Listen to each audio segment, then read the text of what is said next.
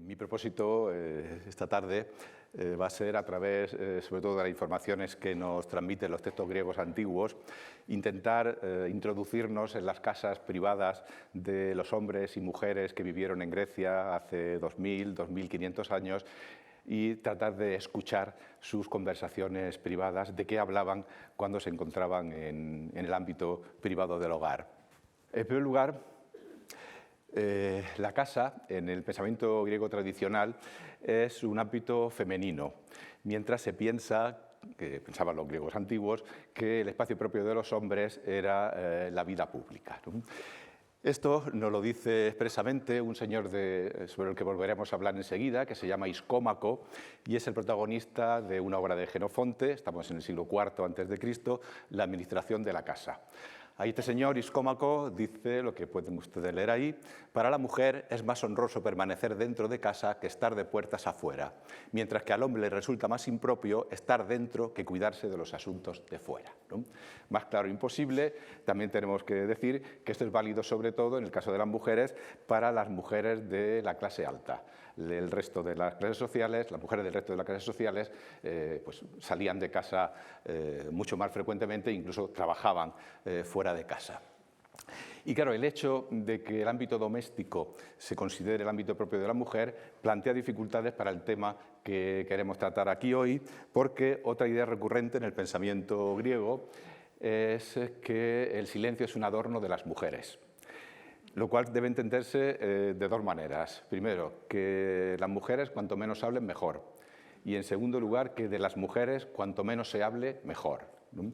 Esto lo dice explícitamente Pericles, el presidente de la Atenas de mediados del siglo V, en un discurso que pone en su boca el historiador Tucídides, que pronuncia Pericles con ocasión de unas ceremonias fúnebres en honor de los atenienses muertos en el primer año de la guerra del Peloponeso. Al final del discurso, Pericles se dirige a las viudas de los muertos en combate y le dicen esto que tienen ustedes. Y si es preciso que haga referencia a la virtud femenina, a propósito de las que ahora vivirán en la viudez, lo expresaré todo con una breve exhortación. Si no os mostráis inferiores a vuestra naturaleza, vuestra reputación será grande, y será grande la fama de aquella mujer cuyas virtudes o defectos anden lo menos posible en boca de los hombres. Así que de las mujeres, cuanto menos se hable, mejor, para bien o para mal. Vean qué dice de sus virtudes o sus defectos. Y claro, esta idea ha influido en las noticias que tenemos nosotros sobre las mujeres en la antigüedad y sobre el ámbito doméstico. Si se supone que era una idea extendida, que de las mujeres cuanto menos se hable mejor, eso quiere decir que las noticias que tenemos sobre las mujeres en la antigua Grecia y sobre lo que se hacía en el ámbito doméstico son mucho menos numerosas que las noticias que tenemos sobre otros muchos aspectos de la Grecia antigua. Y estas noticias, además de ser relativamente escasas, son además sesgadas, porque resulta que la inmensa mayoría de los textos griegos antiguos que han llegado hasta nosotros están escritos por hombres, de manera que conocemos a las mujeres de la Grecia antigua y lo que ocurría en el interior de las casas privadas a través de lo que nos cuentan los hombres sobre ellas, ¿no? Eso quiere decir que cuando yo diga aquí de qué hablaban las mujeres entre sí dentro de su casa, lo que en realidad debemos entender es de qué suponen que los hombres que hablaban las mujeres cuando ellos no están presentes. Y que efectivamente en muy pocas ocasiones podemos escuchar, digamos, a las mujeres hablando por sí mismas, sobre sí mismas. Hay unos documentos excepcionales de los que nos vamos a servir aquí con cierta frecuencia, que son las cartas privadas conservadas por los papiros del Egipto grecorromano, cartas escritas en griego. En estas cartas, muchas de ellas han sido escritas por madres, esposas e hijas que escriben a sus padres, esposos, a sus hijos, esposos o padres, ¿no? Y le dan cuenta de su alegría, de sus preocupaciones, de todo de lo que hablan los parientes entre sí y con los amigos. De estas cartas, digo, nos vamos a servir con cierta frecuencia, pero ya advierto que se quedan fuera un poco del ámbito cronológico que nos hemos autoimpuesto, ¿no? Porque ante la imposibilidad, obviamente, de abarcar, digamos, 1200 años de historia de Grecia, nos vamos a centrar sobre todo en la época clásica y comienzo de la época helenística. Los textos que vamos a referirnos aquí, aparte de estos textos, las cartas en papiro, son sobre todo, oscilan entre el siglo V y la primera mitad del siglo III antes de Cristo. Entonces, estas cartas privadas comienzan, digamos, en el siglo II antes de Cristo, pero vamos a acudir a ellas para que nos confirmen algunas de las cosas que vamos a decir o que nos dicen los textos anteriores. Bueno, y con estos prolegómenos vamos a empezar a hablar de lo que nuestros textos nos dicen sobre los temas de conversación en un hogar griego de hace 2500 años. Y vamos a empezar con los temas de conversación de los esposos, de los hombres con las mujeres, ¿no? En este caso, los testimonios de los textos escritos por hombres son más fiables porque ellos mismos están presentes en la conversación. Solamente que tenemos un problema adicional, que es que en estos casos solo contamos con el testimonio de los esposos. Nos falta la contrapartida, es saber qué decían o qué pensaban sus mujeres sobre lo que los esposos nos dicen, ¿no? Las conversaciones que hombres y mujeres, esposos y esposas, mantienen en el ámbito del hogar, ya partimos con un pie forzado, que es la posición de superioridad del hombre con respecto a la mujer en todos los ámbitos de la sociedad griega. Que incluso en estas conversaciones muchas veces se nota que el hombre ocupa una posición predominante con respecto a la mujer. Y hay que también tener en cuenta también otro factor, que es la edad. Porque ya desde Hesíodo, Aristóteles también, nos dicen que la edad ideal para que se case un varón en la Grecia antigua son los veintitantos, 30 años, mientras que para las mujeres son los 15, 16 y poco más, ¿no? Y claro, estas diferencias de posición, digamos, social y de edad se notan en las conversaciones. Se notan muchísimo, por ejemplo, en las conversaciones que mantiene con su joven esposa este señor al que antes hacía alusión, que se llama Iscómaco, que en una conversación con Sócrates, en la obra de Jenofonte, dice que está orgullosísimo de lo bien que ha enseñado a su mujer hasta convertirla en la perfecta ama de casa. Sócrates entonces le pregunta: ¿la educaste tú personalmente hasta que llegó a ser como es debido, o cuando la recibiste de su padre y de su madre ya sabía administrar lo que le incumbe? Es decir, la casa. Y le responde Iscómaco: ¿y qué podía saber cuando la recibí por esposa si cuando vino a mi casa aún no había cumplido los 15 años y antes vivía sometida a una gran vigilancia para que viera lo menos posible, oyera lo menos posible y preguntara lo menos posible? ¿No? A continuación, Iscómaco se explaya en una larguísima perorata contándole a Sócrates cómo enseñó a su mujer, punto por punto, cómo tiene que administrar la casa, repartir el trabajo entre los criados y los esclavos, llevar las cuentas del hogar, ¿no? Hasta, ya digo, convertirla en la perfecta ama de casa. Y esta situación de superioridad del hombre con respecto a la mujer dentro de la casa se nota mucho en una anécdota que cuenta Iscómaco. Dice Iscómaco que en una ocasión le pidió a su mujer que le encontrara una cosa en la casa y que esta pobrecilla no lo encontraba y estaba afligidísima, ya casi a punto de las lágrimas. Y Iscómaco le dice esto, dice que le dijo esto, obviamente tomando una posición muy paternalista. Le dijo: no te desanimes, mujer, porque no hayas podido darme lo que te pido. No tienes tú la culpa de esto, sino yo, porque lo puse en tus manos sin señalarte previamente los lugares en que debías colocar cada cosa, ¿no? Para que supieras dónde debías ponerlas. No hay nada más útil, mujer, ni tan hermoso para el ser humano como el orden. Y a continuación se explaya en otra larguísima perorata sobre lo importante que es el orden en la vida de los hombres, tomando los ejemplos además de ámbitos que estaban lejísimos de los intereses de su mujer, porque empieza contándole lo importante que es el orden en el ejército y lo importante que es el orden en los barcos. Cómo en un barco mercante hay que colocar cada fardo en cada sitio para que no se escore el barco en un sentido o en otro. Y después de haber puesto todos esos ejemplos, le enseña a su mujer, habitación por habitación, cómo y dónde debe poner cada objeto para al final encontrarlo, ¿no?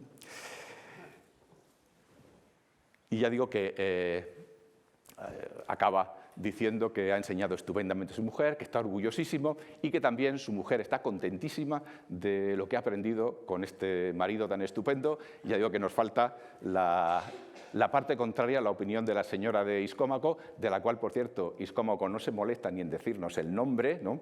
Así que no sabemos si estaba tan contenta como dice su marido o bien estaba hasta el gorro de los consejos de su consorte, ¿no? El caso es que Jenofonte presenta a este Iscómaco, claro, obviamente desde la perspectiva de los tiempos, como un marido, un esposo estupendo, muy preocupado por el bienestar de su mujer, pero bueno, desde nuestra perspectiva actual, hoy diríamos que es un marido muy pesado, ¿no?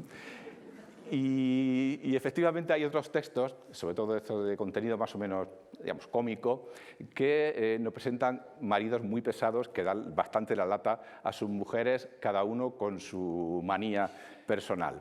Iscómaco, ya lo hemos visto, es un maniático del orden, ¿no?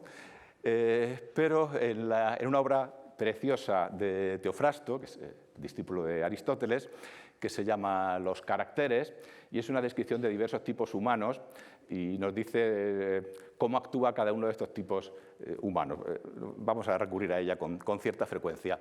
Pues aquí nos presenta algunos tipos humanos y nos cuenta algunas conversaciones que tenían los maridos con sus mujeres, ¿no? Ya hemos visto, digo, que Iscómaco es un maniático del orden, el tacaño es evidentemente un maniático del dinero, ¿no? Y nos cuenta que, entre otras cosas, nos cuenta Teofrasto, que el tacaño, en el caso de que su mujer pierda un tricalco, hoy diríamos 10 céntimos de euro, es capaz de mover los muebles, las camas, los arcones y de rebuscar los revestimientos de suelos y paredes. También prohíbe a su mujer que preste sal, la mecha, comino, orégano, granos de cebada. Pues afirma que estas cosas sin importancia representan un buen montante al cabo del año, ¿no? Y todavía más pesado es el desconfiado, ¿no?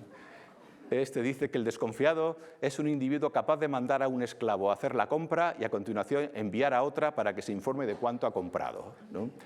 Lleva el dinero personalmente y a cada momento se sienta a contar cuánto hay. Ahora viene su mujer. Estando ya en la cama, le pregunta a la mujer si ha cerrado el arcón, si han precintado el aparador y si está echado el cerrojo de la puerta del patio. Y aunque ella le diga que sí, no por ello él deja de levantarse de la cama desnudo y descalzo, enciende una lamparilla y recorre la casa inspeccionándolo todo. Solo entonces, y a duras penas, consigue conciliar un sueño y su pobre mujer también consigue conciliar el sueño después de toda esa inspección de la casa, ¿no? Claro, naturalmente, entre los temas de conversación domésticos de marido y mujer está la crianza y educación de los hijos. Ya saben ustedes que los hijos son, en muchos casos, una gran alegría para los padres, pero no dejan de proporcionar también sus preocupaciones y problemas, ¿no? Que más vienen casi de fábrica, del momento en que nacen, e incluso desde antes de nacer, ¿no? Por ejemplo, a la hora de ponerle nombre al niño. En la comedia de Aristófanes Las nubes, estamos en el año 423 a.C., pues aquí se nos cuenta que la discusión sobre qué nombre poner al niño que iba a nacer puso a prueba la solidez del matrimonio entre Estrepsíades, que es un campesino que, a pesar de tener posibilidades económicas, pues es un hombre austero, bastante simple, ¿no? Y su mujer, de la cual tampoco se nos dice el nombre, por cierto, que es una señorita de ciudad con pretensiones sociales, ¿no? Y Estrepsíades nos cuenta el conflicto que tuvieron a la hora de elegir un nombre para el niño. Aquí tampoco conocemos la versión de la mujer, por cierto. Dice Estrepsíades: cuando nació este hijo nuestro, a mí y a mi buena mujer, mantuvimos entonces fuertes discusiones sobre cómo llamarlo, ¿no? Porque ella añadía hipo al nombre y quería llamarlo Jantipo, Caripo o Calípides. Hipo es la palabra que creo que significa caballo, que es una práctica propia de la aristocracia, lo cual quiere decir que los nombres que tienen hipo se supone que son nombres aristocráticos. Y esta mujer, que tenía ínfulas de figurar en sociedad, quería ponerle a su hijo un nombre aristocrático, que tuviera hipo, caballo, ¿no? Y en cambio Estrepsíades quería poner un nombre campesino, como su abuelo, Fidónides, que viene a significar más o menos como, algo así como el ahorrador, ¿no? Nombre campesino. Llegan entonces a un acuerdo y lo llaman Fidípides, que tiene una primera parte fido, ahorrar, y una segunda ya la palabra caballo, ¿no? Con lo cual, el nombre más o menos significa el que ahorra en caballos. Y se pueden ustedes imaginar que en una comedia de Aristófanes, un niño que se llama el que ahorra en caballos está destinado a arruinar a su padre con su afición por los caballos, ¿no?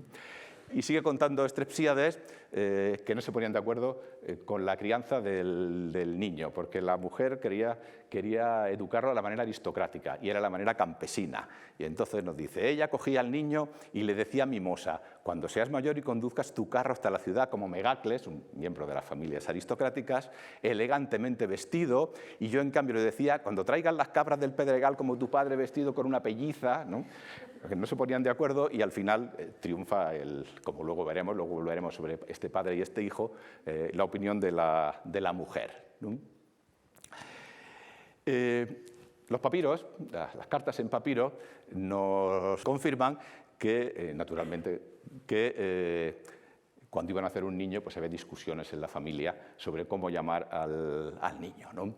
Esta es una carta ya tardía del siglo IV después de Cristo, en que un hombre escribe a su madre y le da la noticia de que tiene un hijo y le dice, si hubiera sucedido que mi hijo hubiera sido varón, tenía la intención de darle el nombre de mi hermano, pero como ha sido una niña, la he llamado como tú y seguro que la abuela estaba contentísima de que su nieta se llamara igual que ella.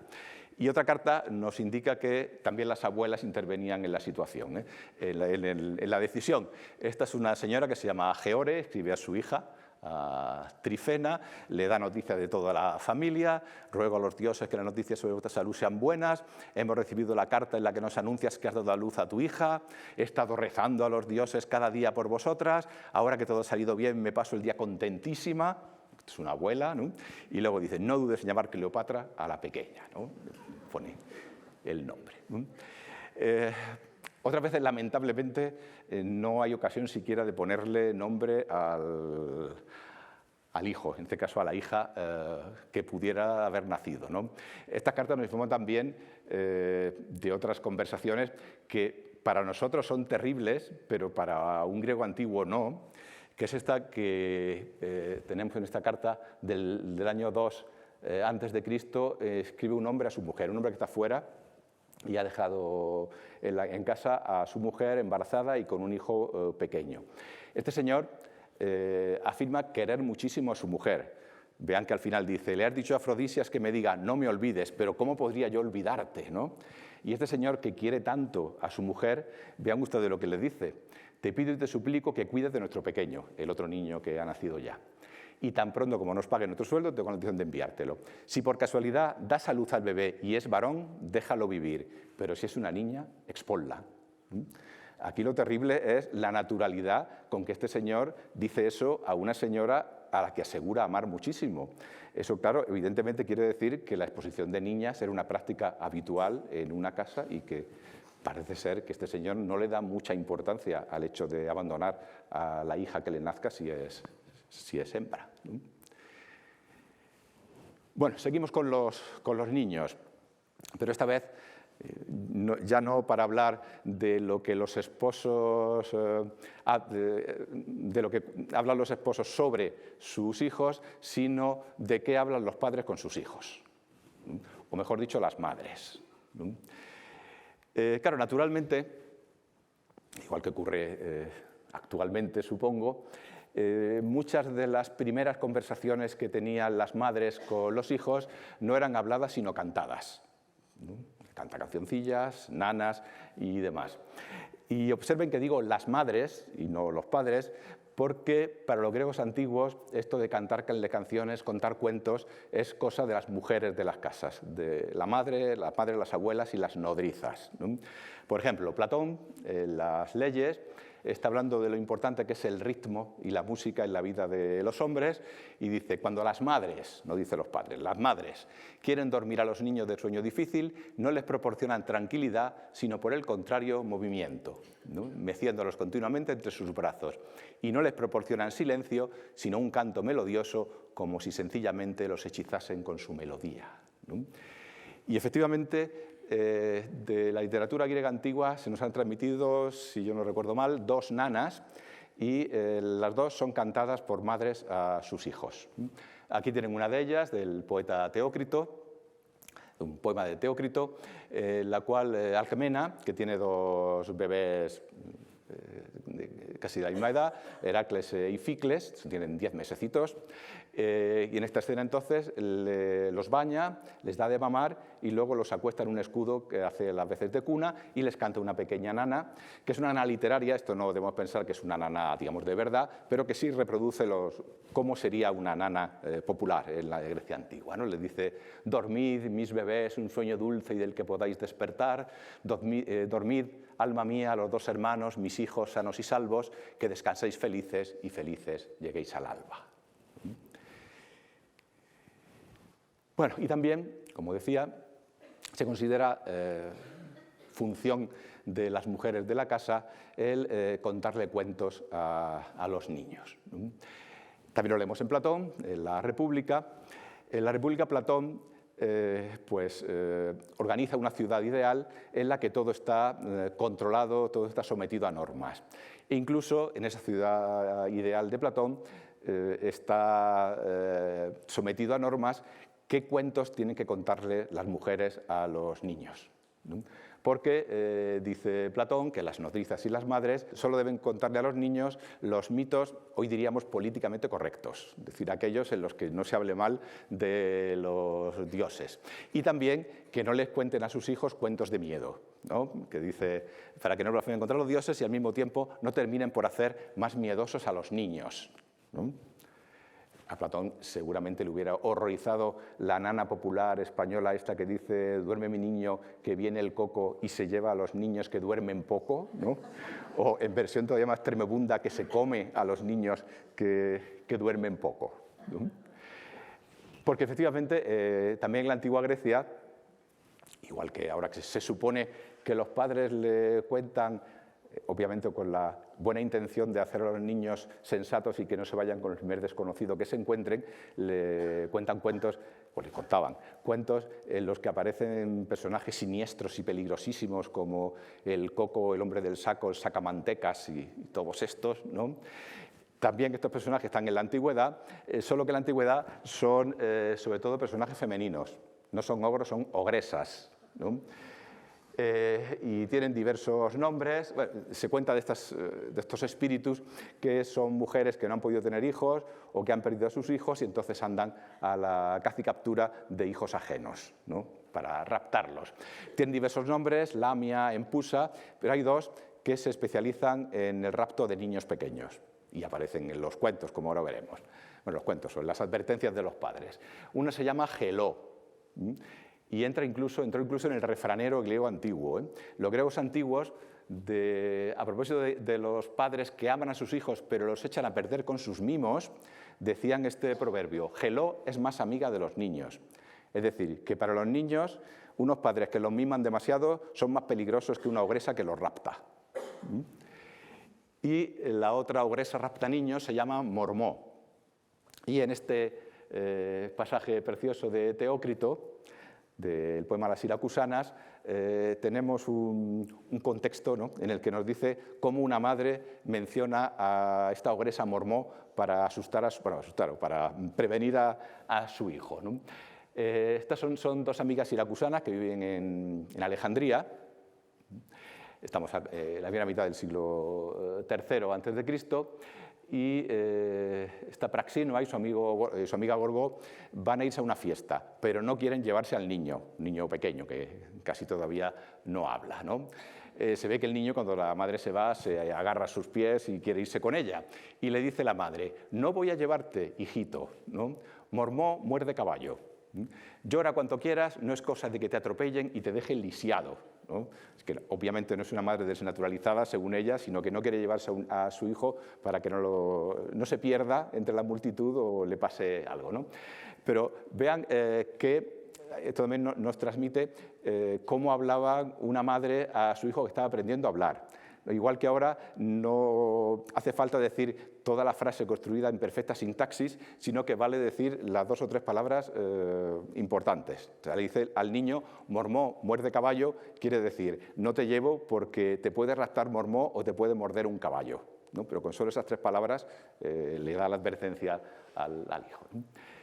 Por lo demás, la señora Tapraxinoa, luego volveremos a hablar de ella, es una señora de armas tomar. Vean ustedes en un momento el montón de órdenes que da. A su amiga, vámonos, y a la criada, Frigia, coge al pequeño, juega con él, lleva dentro a la perra, cierra la puerta de la calle. Todo eso en 2 frases. Bueno, ya que hablamos de juegos, naturalmente, entre las canciones que las mujeres de la casa enseñaban a los niños y a las niñas están las canciones de juegos infantiles. Conocemos algunas canciones de este tipo en la antigua Grecia, como esta que acompaña al llamado juego de la olla, o esta otra que acompaña al juego de la tortitortuga, que es un juego semejante a los actuales.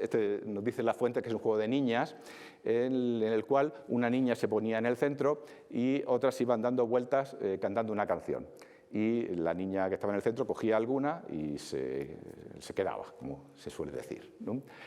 Y claro, igual que en este tipo de canciones en nuestra tradición, las canciones griegas antiguas son de lo más enigmático, ¿no? Tienen estas letras que parecen absurdas o son absurdas, ¿no? En este caso, la canción es la siguiente. La que están alrededor de la niña que se queda, que se llama Tortitortuga, le preguntan: Tortitortuga, ¿qué estás haciendo en el medio? Ella responde: estoy devarando hilos y un copo de la lana de Mileto. Luego ellas le vuelven a gritar: ¿y tu hijo qué hizo para morir? Y ella le dice: saltó al mar desde las yeguas blancas.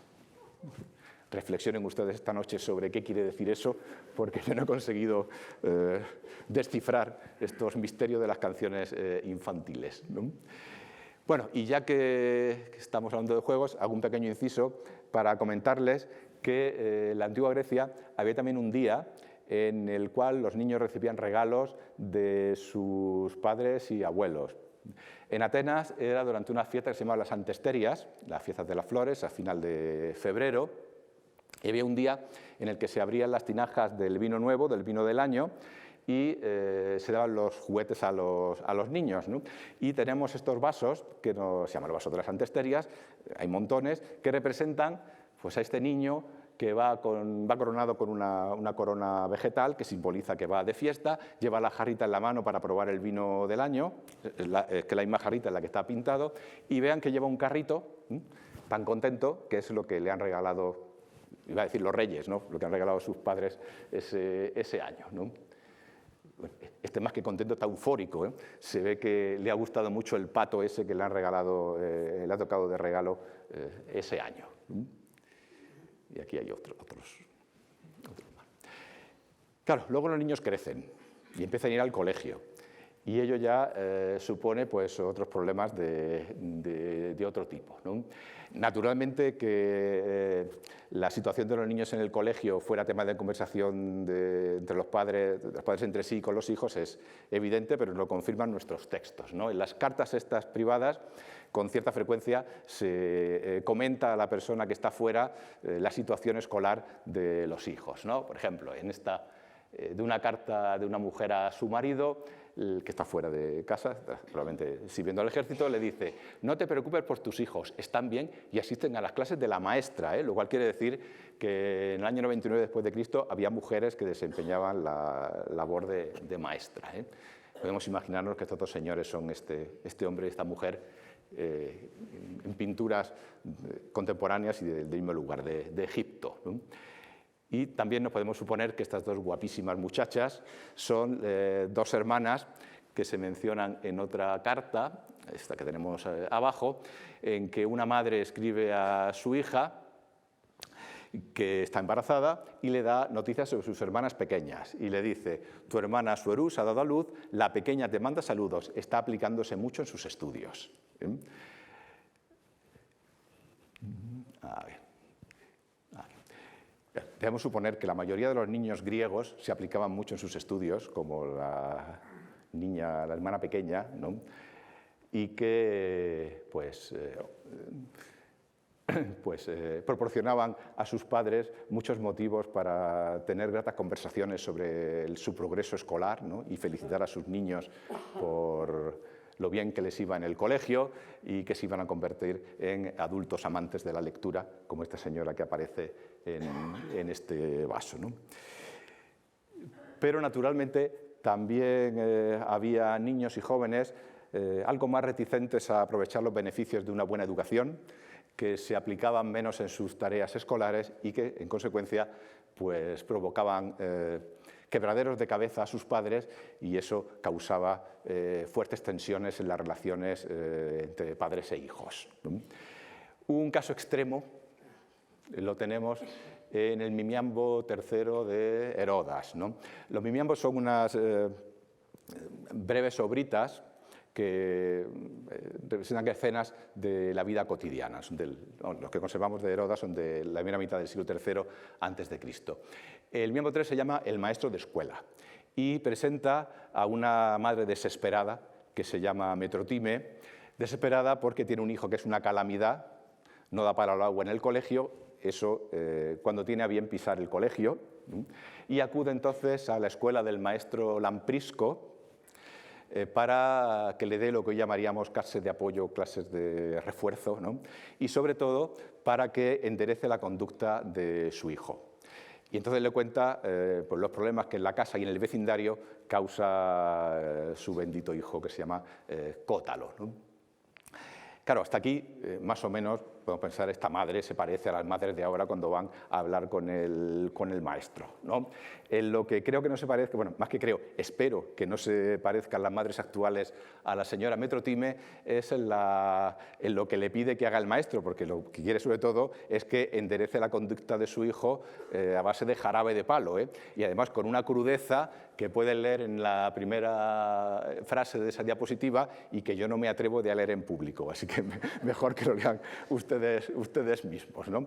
Eso sí, luego ya le cuenta la situación familiar que provoca la mala conducta de Cótalo. Dice: mi casa, pobre de mí, me la ha saqueado jugando a las perras, porque por lo visto no tiene bastante con los dados, Lamprisco, y esto va de mal en peor.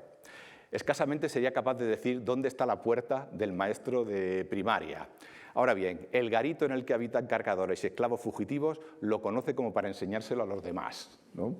Y luego describe de una manera muy patéticamente divertida la situación en la que se encuentra la tablilla de cera en la que supuestamente tenía que hacer los deberes este niño. Y dice: la desdichada tablilla que me tomo la molestia de encerar cada mes, ahí está, huérfana, en el suelo, al lado de la pata de la cama, junto a la pared, salvo alguna vez en que mirándola como si fuera el propio infierno, escribe en ella, sí, pero todo mal y la raya por completo. Es que no sabe distinguir ni el alfa, ¿no? A no ser que se le repita a voces lo mismo 5 veces. Anteayer, cuando su padre le deletreaba M-A-R-O-N, el bendito este escribió Simón en vez de Marón, ¿no? Así que me dije yo lo tonta que era por no enseñarle a apacentar burros, mejor que a aprender las letras, ¿no? Y claro, tampoco vale ya de mucho la pena regañarlo, porque cuenta que cuando le regañan al niño se va de casa un par de días o se enfurruña y se sube al tejado. Y entonces, si tenemos ganas de regañarle más, o se tira 3 días sin saber nada del umbral de esta casa y en cambio deja pelada a la abuelita, pobre vieja, que escasamente tiene para vivir, o bien se sienta en el tejado con las piernas estiradas, agachando la cabeza como un mono, ¿no? Figúrate cómo se me revuelven las tripas cuando lo veo. Y todo el vecindario es una sola voz: esto es obra de Cótalo, el hijo de Metrotime, ¿no? Así que debemos imaginarnos a la señora Metrotime intentando enderezar la conducta de su hijo a base de zapatilla, ¿no? Como esta señora del vaso, ¿no? Eso cuando Cótalo era pequeño. Ahora, ya que se ha convertido en un preadolescente conflictivo, ya no vale zapatilla y ya tiene que recurrir a las artes del maestro Cótalo para ver si endereza su mala conducta. Bueno, otro caso de conflicto generacional, esta vez con su padre, ¿no?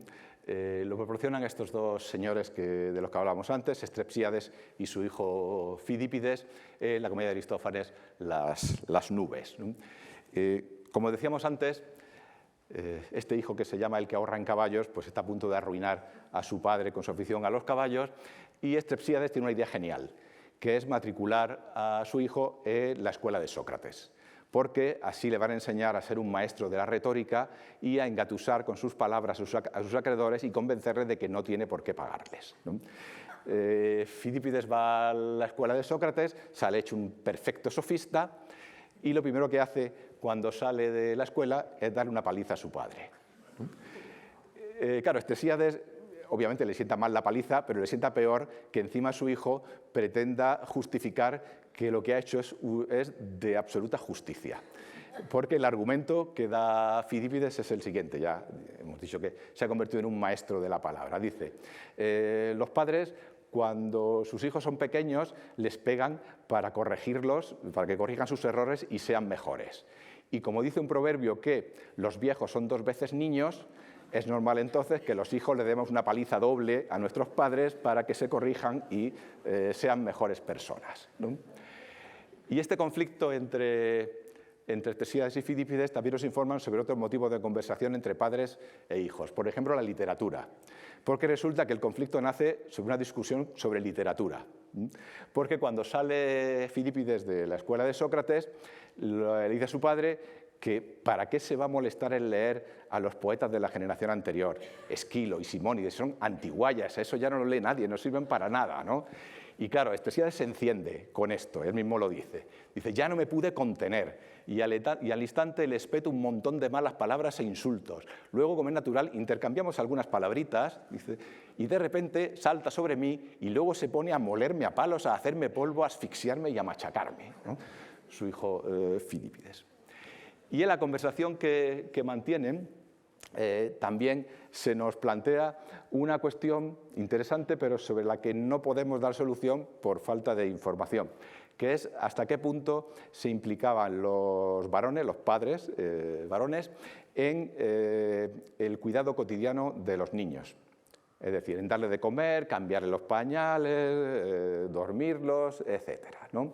Porque, claro, eso obviamente se consideraba cosa de las mujeres, ¿no?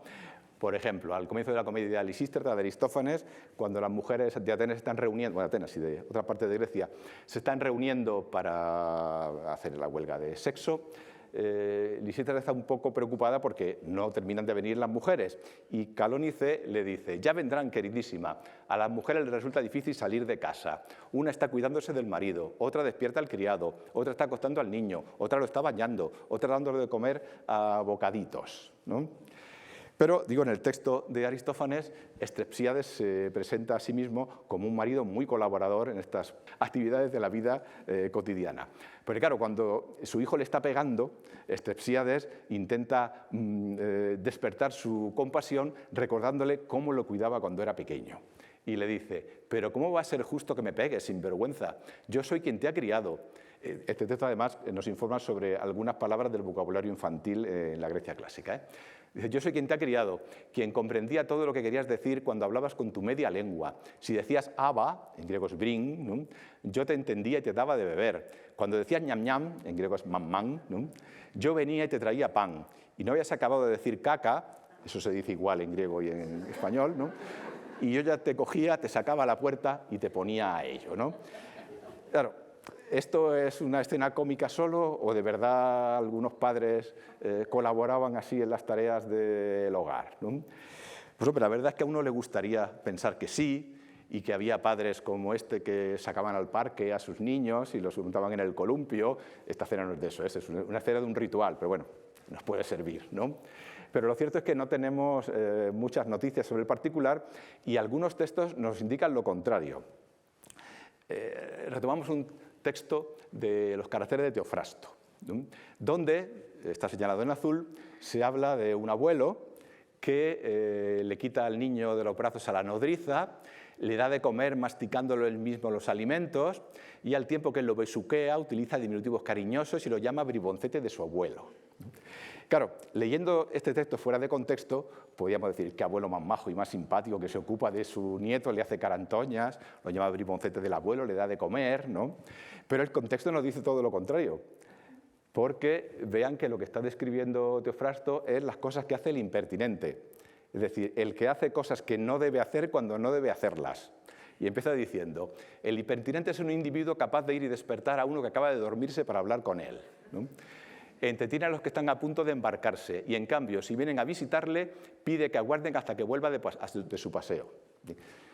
Luego cuenta esto del abuelo y esto, el que un abuelo se ocupe de su nieto con tanto amor, cariño y dedicación, se pone al mismo nivel que un señor que mientras come cuenta que ha evacuado por arriba y por abajo gracias al eléboro que ha bebido y que en sus deposiciones la bilis será más negra que la sopa que está sobre la mesa, ¿no? y que en presencia de servicio le dice a su madre: dime, mamá, ¿qué día era cuando tuviste los dolores y me pariste, ¿no? O sea que para Teofrasto, no sabemos si para los griegos en general, el que un varón se ocupara tan cercanamente de un bebé era una cosa impropia o propia de un impertinente. Bueno, luego los hijos se van de casa, ¿no? Y sin duda siguen acudiendo a visitar a sus padres, ¿no? Para contarles, ver cómo están, contarles sus cosas y escuchar lo que le cuentan, lo tienen que contarle sus padres, y también para recibir las cosas que sus padres tienen que darles, ¿no? Porque efectivamente en la antigua Grecia tenemos ya documentadas esas típicas madres mediterráneas, padres y madres, pero ya saben que fundamentalmente son las madres, que cuando saben que sus hijos van a venir a visitarlos, pues van al mercado y le compran aquello que le gusta a su hijo, luego se lo hace con mucho cariño, ¿no? Y cuando se van, pues hace un poco más, un poco entre comillas, para que su hijo se lleve una tartera llena de esa cosa que tanto le gusta a su casa, ¿no? Y también tenemos documentadas las madres que se encargan de enviarles a sus hijos que están lejos aquellas cosas que les gustan, ¿no? Lo tenemos muy bien documentado en las cartas privadas, ¿no? Por ejemplo, esta que es del siglo II después de Cristo, una hija escribe a su madre, la saluda y le dice: he recibido de Valerio la cesta que contenía 20 pares de tortas de trigo y 10 pares de otras tortas, ¿no? Que le ha enviado su madre, ¿no? Envíame la ropa de cama al precio que acordamos y lana de buena calidad, 4 vellones, ¿no? Y luego ya le pregunta por toda la familia, ¿no? Pero le da las gracias por lo que le ha enviado, ¿no? O este otro que se llama Saturnilo escribe a su madre, a Fordús, y le dice: quiero que sepas que te he enviado 3 cartas este mes y que he recibido lo que me envías todos los meses por medio de julio, no sabemos si es en metálico o en especie, ¿no? Y la cesta de aceitunas a través del muchacho esclavo de Julio, ¿no? Lo bonito de esta carta es que parece ser que el tal Saturnilo le dio a probar las aceitunas riquísimas que le había traído su madre a un amigo. Y el amigo quedó tan encantado que vea lo que le dice al final de la carta: envíame un tarro extra de aceitunas para mi amigo. Así que esto de invitar a merendar a los maridos también lo tenemos documentados en las cartas privadas. A mí la que más me gusta es esta, porque es de la señora esta que proponía llamar Cleopatra a su nieta. Yo estoy seguro que todos los presentes habrán dicho alguna vez o habrán oído eso de: te he traído unas pocas lentejas, ¿no? Y ya saben que unas pocas lentejas es un cacharro lleno hasta arriba, ¿no? Pero acuérdate de devolverme el cacharro que me hace falta, ¿no? Bueno, pues eso ya se lo dice la madre Gore a su hija Trifena: te envío una botella llena de aceite de oliva y también higos secos. Por favor, vacía del todo la botella y mándamela de vuelta sin que se rompa, porque la necesito en casa. Bueno, y no solo las madres enviaban y hacían a sus hijos comida, sino también vestidos, ¿no? Esta es una carta de un hijo que se llama Sempronio a su madre Saturnila.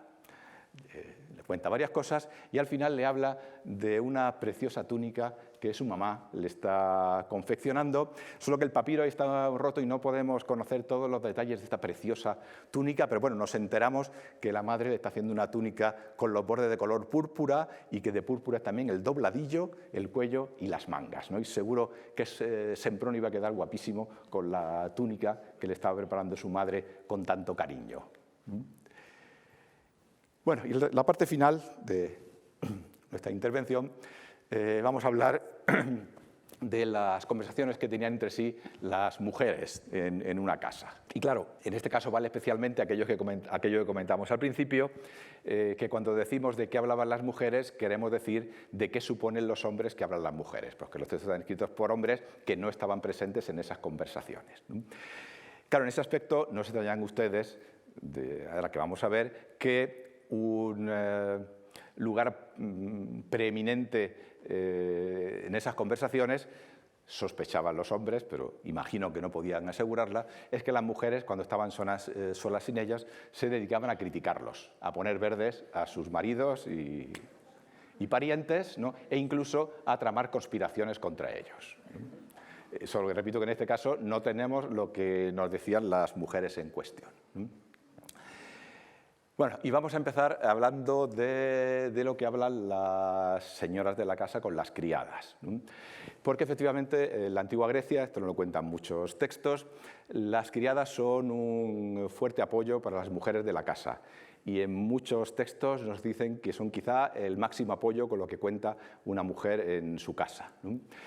Ello no quita para que en muchos textos aparezcan señoras regañando a sus esclavos, a sus criadas o esclavas, ¿no?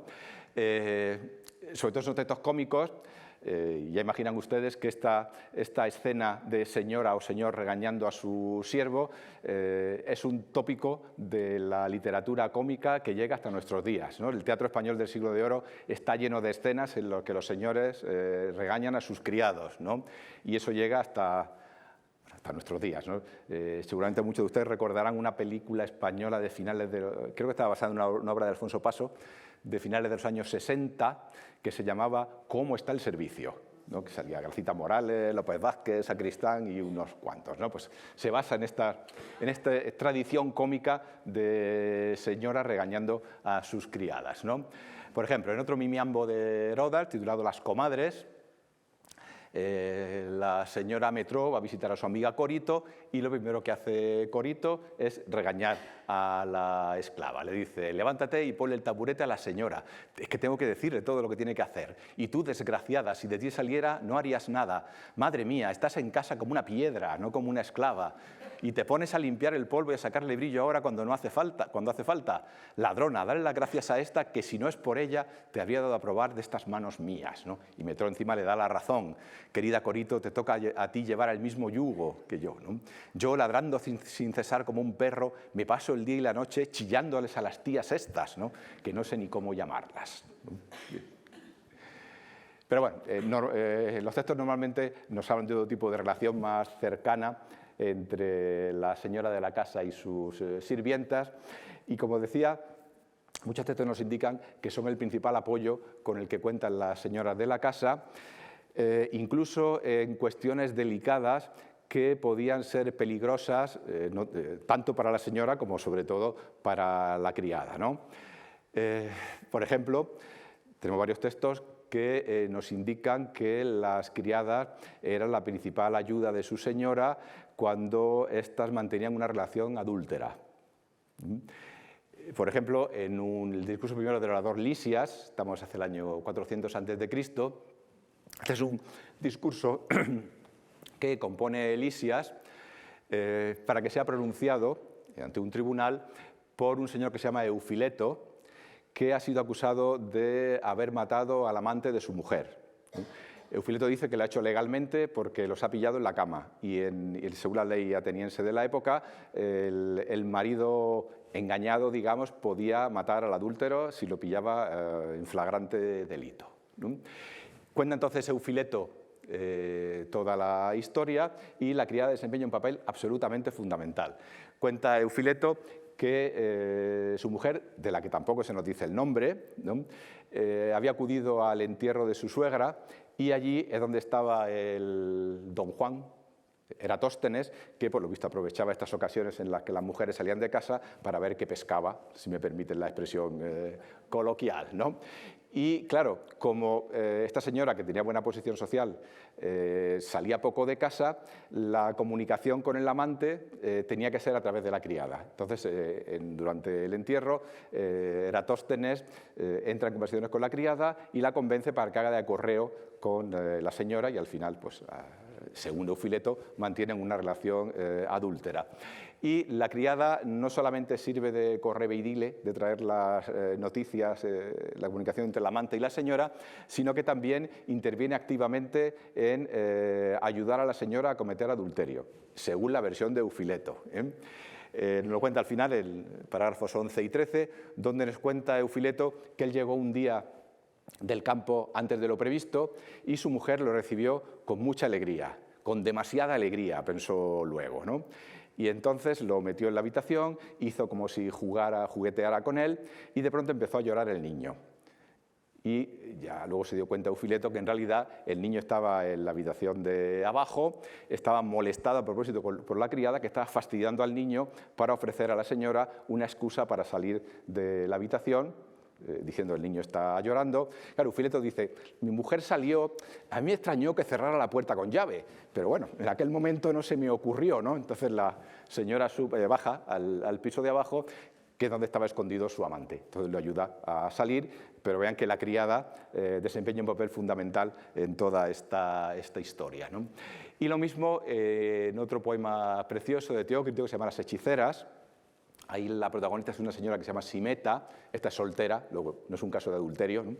Pero que está enamorada perdidamente de un don Juan de Villaestrecha que se llama Delfis, ¿no? Que no le hace caso últimamente, y entonces envía a su criada a ver qué pasa y a que entre en contacto con este Delfis. Vean ustedes además que va al gimnasio, este señor iba a muscularse ahí al gimnasio, ¿no? Y como la cosa no va mejor, pues Simeta y su criada Testílide organizan un ritual mágico y la hacen entre las dos. Yo os digo que las criadas son el apoyo. Bueno, Testílide es un poco reticente, le da un poco de miedo el ritual mágico y no pone mucho empeño en ello, ¿no? Y este es el ritual mágico, consiste en una rueda con pinchos al que se pincha un pájaro que se llama el torcecuellos, el inx en griego, y se hace el ritual. Entonces lo primero que hacen es quemar harina de cebada, le dan vueltas a la rueda y dice, cuando esparcen la harina, ve diciendo los huesos de Delfis esparzo.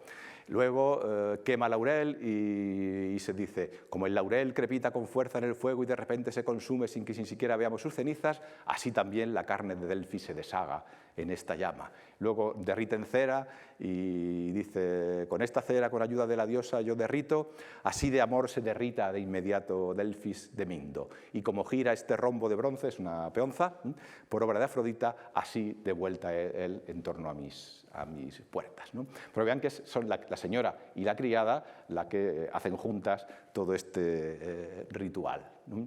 Esto es un mosaico, una escena de comedia en el que aparecen unas señoras consultando a una hechicera, ¿no?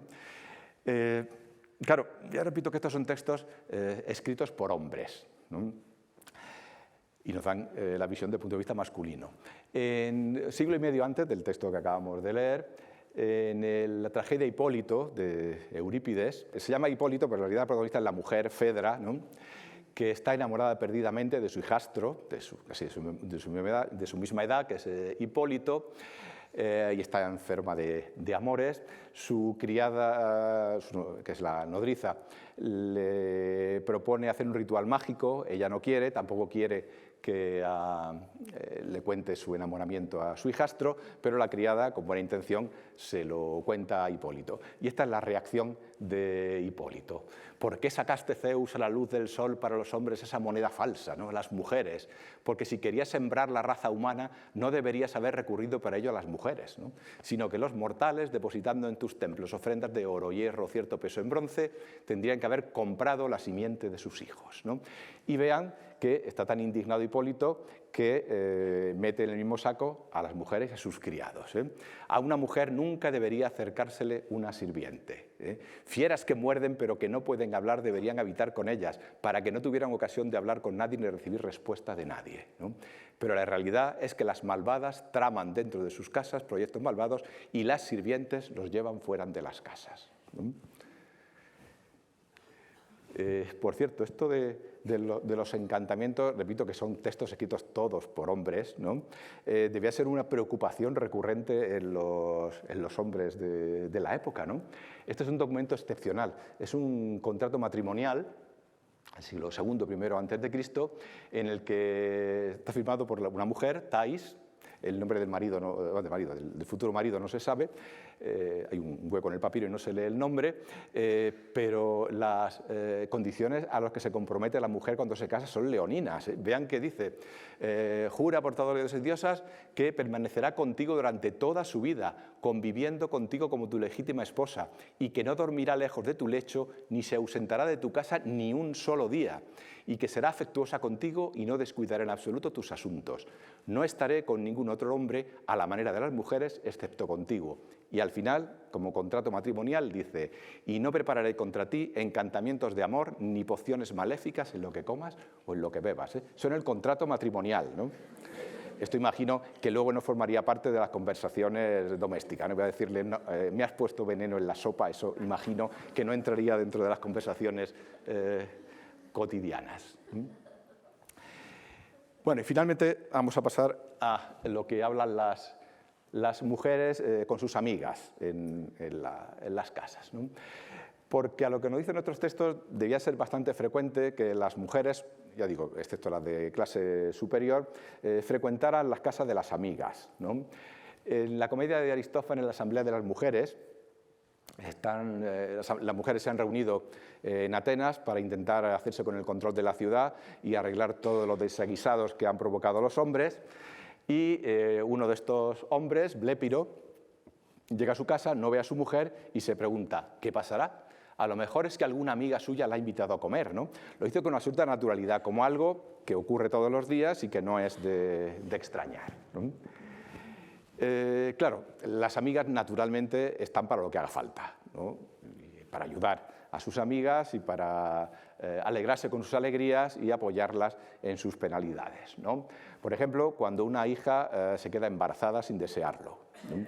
Eso es lo que ocurre en la comedia de Menandro, el labrador, donde la señora Mirrina tiene que desahogarse con una amiga y le dice que le cuenta eso porque sabe que habla con una persona de confianza, con una persona a la que aprecia. Y desde luego su amiga Filina, desde luego que la apoya. Vean ustedes que se pone como una fiera. Le dice, ahora que lo he oído, hija, poco necesito para ir a su puerta y hacerle salir al golfo ese y decirle lo que pienso, ¿eh? Ese sinvergüenza va a casarse con otra después de haber deshonrado a la muchacha, ¿no?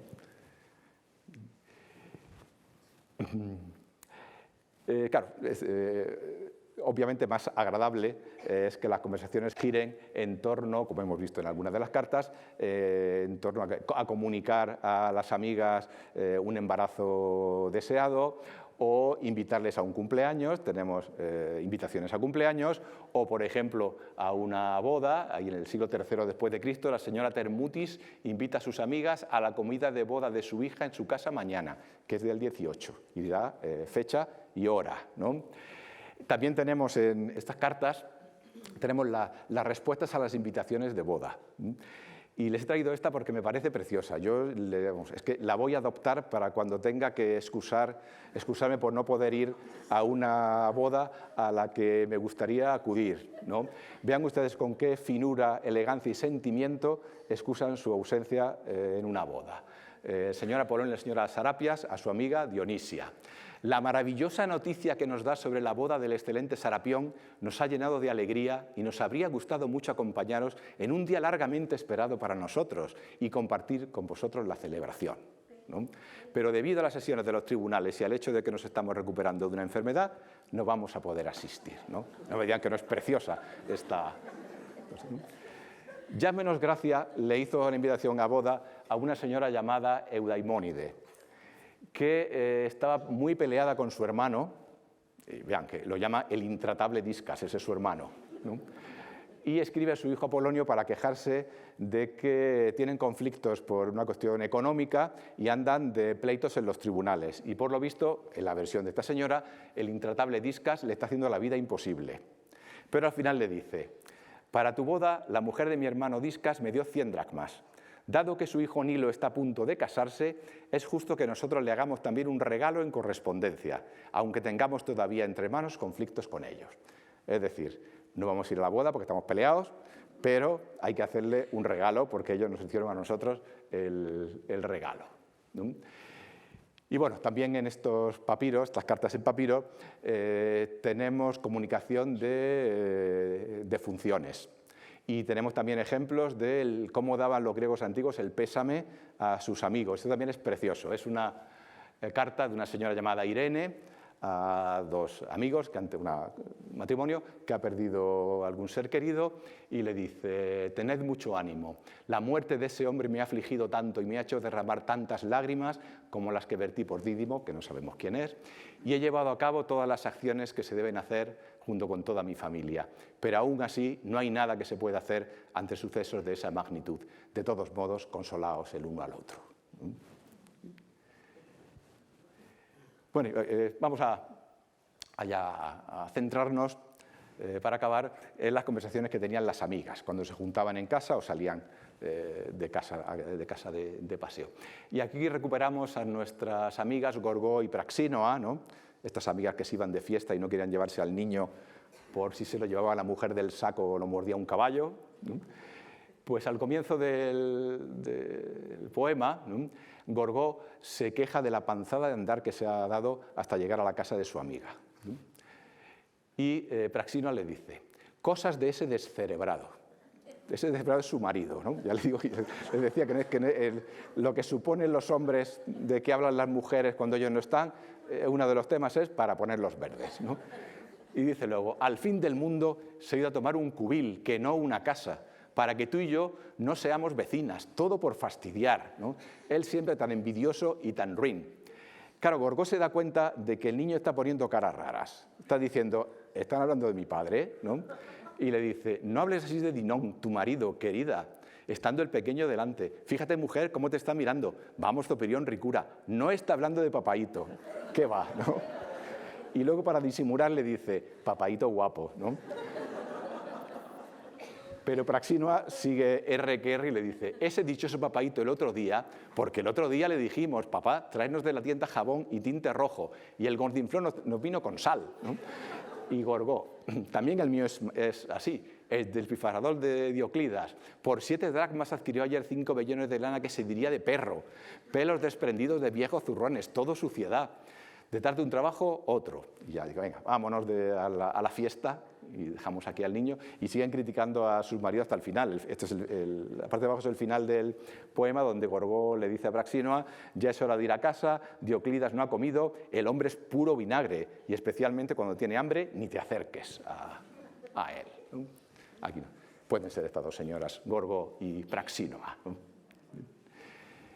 Bueno, y según esta visión que los hombres nos dan de las conversaciones que mantenían las mujeres entre sí cuando ellos no estaban presentes, los maridos no eran las únicas víctimas de las críticas de las mujeres. Las mujeres también podían ver de sus amigas, ¿no?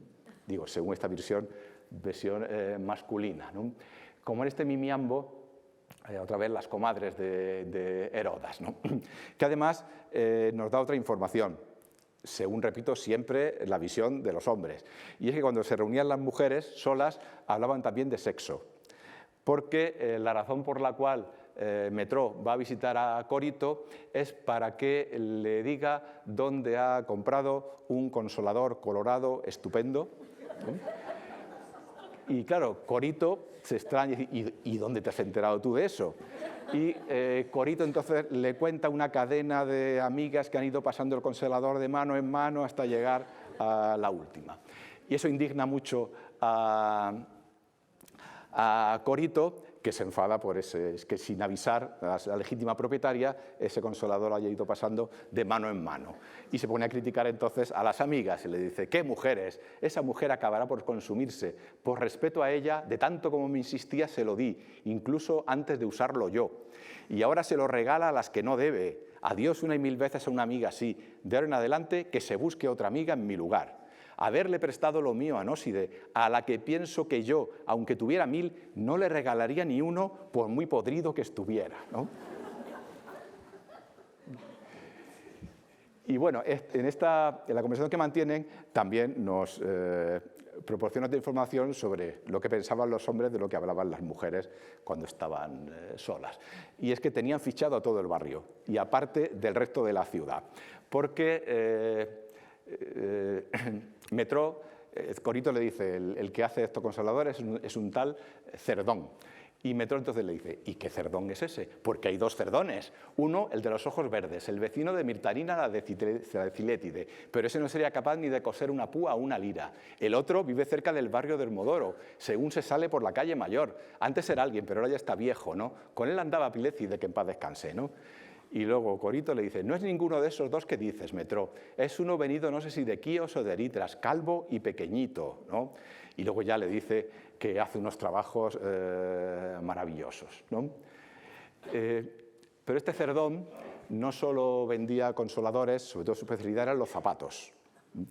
Y en el mimiambo siguiente, estas mismas señoras con otras amigas van a la tienda de Cerdón a comprarse unos zapatos. Y les he traído quiero decir que según los hombres, las mujeres también hablan de compras y de ropa cuando están entre ellas, ¿no? Y les he traído este pasaje que me gusta mucho porque, claro, demuestra que este Cerdón, además de ser un habilísimo artesano, era un estupendo vendedor. Haciéndonos a su nombre, Cerdón en griego significa algo así como el que saca ganancia, ¿no? Y vean ustedes qué bien vende Cerdón sus productos. Cuando llega la señora le dice, vosotras, mirad también vosotras, mujeres, fijaos aquí, qué bien clavado está el tacón y que todo él está bien provisto de decoraciones en forma de cuña. Y no es que por un lado esté bien y por el otro mal, sino que las manos del artesano han sido igual de diestras por todas partes. Y en lo que respecta al color, no encontraréis un lustre igual que este, ni la cera de las abejas proporciona un lustre tan brillante. Si este par nos agrada, Metro, el mancebo sacará otro, y otro hasta que os convenzáis de que Cerdón no dice mentiras. Trae acá las cajas de los zapatos, pisto. Conviene, señoras, que volváis a casa bien cargaditas. Toda clase de géneros, señoras. Zapatos de sición y de ambracia, nósides, lisas, zapatos verdes, alpargatas, bóquides, sandalias, anfisferas jónicas, zapatillas de cama, zapatos de tacón alto, carcinias, sandalias de argos coloradas, moda joven, moda de paseo, le dice, ¿no? Decid lo que cada una le apetece llevar, ¿no? Y al final, efectivamente, las señoras pues, se compran zapatos en la tienda de Cerdón, ¿no? Y bueno, Gorgó y Praxinoa también hablan de vestidos. Dice, qué bien te sientes ese vestido plisado, Praxinoa, ¿cuánto te ha costado la tela? No me lo recuerdes, Gorgó, más de 2 minas de buena plata, ¿no? Pero bueno, insisto en que estos son los temas de los que suponen los hombres que hablan. Las mujeres, criticar a sus maridos y a sus amigas y hablar de compras, ¿no? Afortunadamente también tenemos otros textos, también escritos por hombres, en los que se nos hablan de las inquietudes culturales de las mujeres, ¿no? Y que las mujeres de la antigua Grecia también hablaban de literatura y de arte. En otro mimiambo de Herodas, las mujeres que van a visitar el templo de Asclepio, ahí aparecen 2 amigas, una que es extranjera, que se llama File, y otra que se llama Cino, que le hace la visita turística por Alejandría, ¿no? Y esta Cino es una señora que, por lo que se nos refleja en la obra, no pertenece a la alta sociedad, ni parece que haya recibido una educación exquisita, y sin embargo está interesadísima por todas las obras de arte, se conoce los nombres de los escultores y de los pintores de la época, y va leyendo todas las inscripciones para enterarse bien de qué obras de arte está mirando, ¿no? Así que la extranjera File le dice, qué preciosidad de estatuas, querida Cino, ¿quién labró esa piedra y quién es el oferente? Cino lee la inscripción y dice, los hijos de Praxíteles, ¿no ves aquella inscripción de la base? Y las ofrendó Eudías, el hijo de Praxón. Y luego le va describiendo las estatuas y nos lo describe al lector. Mira, File, la niña aquella que tiene la vista levantada hacia la manzana, no dirás que si no coge la manzana se va a desmayar de un momento a otro, ¿no? Y fíjate en la oca, cómo la está ahogando el niño, ¿no? Esta estatua que está viendo File la podemos ver todavía nosotros, en copias de época romana. Ese es el niño de la oca, ¿no? De Boeto de Calcedonia. Esta es exactamente la misma estatua que se describe en el mimiambo, ¿no?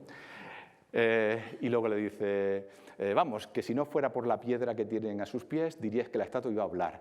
Con el tiempo los hombres acabarán por dar vida a las piedras. Las manos de Apeles de Éfeso, el más importante pintor de la época y casi de la antigüedad, junto con Polígnoto de Tasos, dan un toque de verdad a todas sus pinturas. Digo que mujeres antiguas, cuando estaban solas, hablaban de toda clase de temas. Bueno, y ya, como va siendo la hora de acabar, pues claro, lo que les he presentado aquí son simplemente retazos, ¿no? Retratos incompletos e imperfectos por falta de documentación, entre otras cosas, de las conversaciones que en el ámbito del hogar tenían los hombres y las mujeres, sobre todo las mujeres, de la Grecia de hace 2500, 2000 años, cuya cultura pues, ha determinado de manera absoluta nuestras vidas y nuestra tradición cultural.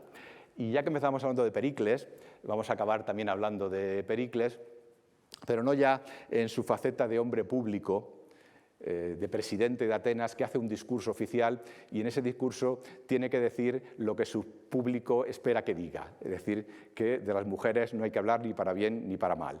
El Pericles con el que vamos a acabar esta charla es el hombre privado, el hombre de su casa que convive con una mujer muy inteligente que se llama Aspasia, a la que ama y respeta, y nos dicen nuestras fuentes antiguas, muy extrañadas, que Pericles amaba tanto a Aspasia que hacía una cosa que, por el tono porque lo dicen nuestras fuentes, debía parecerle a sus contemporáneos una cosa muy rara y extravagante, que era que cuando se iba por las mañanas a trabajar se despedía de Aspasia con un abrazo cariñoso y un beso de amor.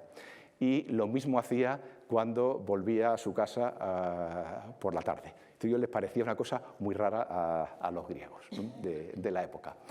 Y bueno, y esto también entra a formar parte del tema que veníamos a tratar aquí, de qué se habla en casa, porque no solo hablamos con palabras, también con gestos, y pues muchas veces los gestos, como este de Pericles Aspasia, dicen mucho más que las palabras, ¿no? Y muchas gracias por su atención.